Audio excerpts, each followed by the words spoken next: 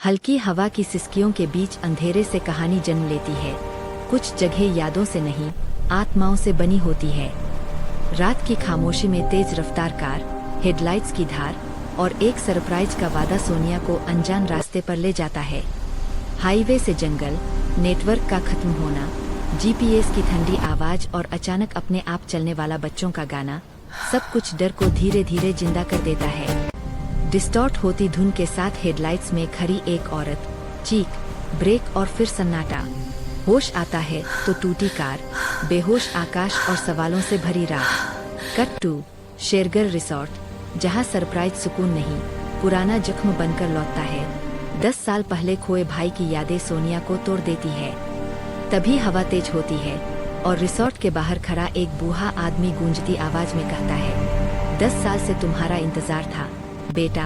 और टूटी फूटी ट्विंकल ट्विंकल के साथ अंधेरा फिर से सब कुछ निगल लेता है। शेरगर छोड़ने से पहले सोनिया तय कर चुकी थी कि जब तक उसे अपने भाई विक्की के साथ हुई सच्चाई नहीं पता चलेगी, वह इस जगह से नहीं जाएगी। उसी रात एक रहस्यमयी आदमी उसे बताता है कि विक्की की आत्मा अब भी यहीं कैद है और मुक्ति चाहती है।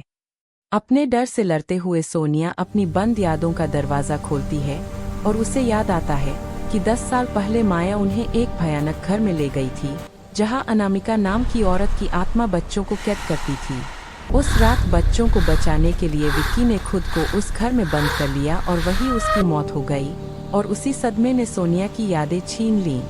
अब सोनिया जान जाती है कि अनामिका एक टूटी हुई माँ थी, जिसने अपने बेटे को खोने के बाद मरकर भी किसी को जाने नहीं दिया।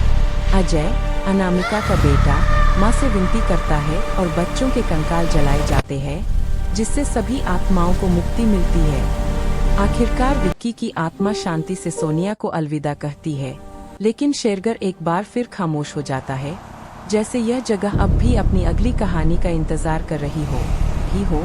अगले पार्ट के लिए लाइक करें, कमेंट करें और सब्सक्राइब करें।